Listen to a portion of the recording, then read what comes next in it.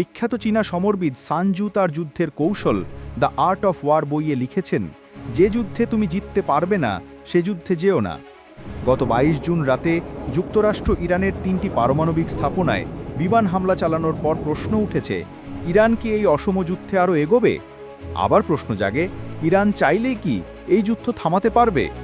Israel ও যুক্তরাষ্ট্রের সঙ্গে ইরানের এই যুদ্ধ এখন আর কেবল তেহরানের ওপর নির্ভর করছে না। যুদ্ধ শুরু করেছে ইসরায়েল, আর এর মূল নির্দেশদাতা হচ্ছেন মার্কিন প্রেসিডেন্ট ডোনাল্ড ট্রাম্প। এখন আবার যুদ্ধবিরতির ঘোষণাও দিচ্ছেন তিনি। যখন মধ্যপ্রাচ্যের প্রায় সব মুসলিম দেশ ফিলিস্তিন ইস্যুতে নীরব, তখন শিয়া সংখ্যাগরিষ্ঠ ইরান বরাবরই সোচ্চার থেকেছে। এর প্রতিক্রিয়ায় ইসরায়েল চালিয়েছে বিমান হামলা।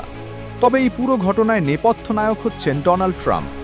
গত সপ্তাহের শেষে যখন তিনি B-2 বোমারু বিমান পাঠিয়ে ইরানের পারমাণবিক স্থাপনায় হামলা চালালেন, তখনও বললেন এটি দীর্ঘমেয়াদী যুদ্ধে জড়ানোর উদ্দেশ্যে নয়, বরং তেহরানের পারমাণবিক কর্মসূচি ধ্বংসে মিত্র ইসরায়েলকে সহযোগিতার অংশ।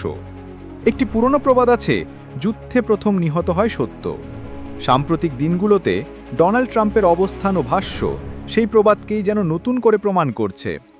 চীনা সমরবিদ সান জুকে উদ্ধৃত করে যেখানে তিনি জয় পরাজয় নিয়ে কথা বলেছেন তা দিয়ে শুরু করেছিলাম, কিন্তু প্রকৃতপক্ষে যুদ্ধে সত্য নিহত হয় এবং শেষ পর্যন্ত কেউ জয়ী হয় না, মানবতার মৃত্যু ঘটে।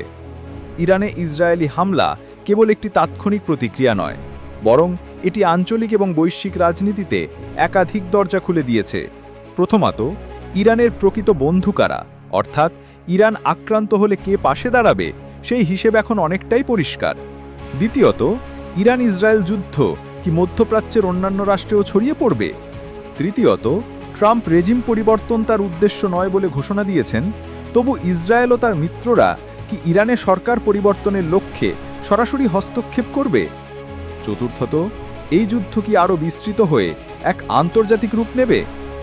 আশা করা যায় ইরান, ইসরায়েল ও যুক্তরাষ্ট্র সহ বিশ্বের প্রভাবশালী শক্তিগুলো মতাদর্শের বশবর্তী হয়ে নয়, বরং বাস্তবতার মাটিতে দাঁড়িয়ে এমন সিদ্ধান্ত নেবে যা যুদ্ধের পরিসমাপ্তি ঘটিয়ে বৈশ্বিক শান্তিকে সামনে এগিয়ে নেবে।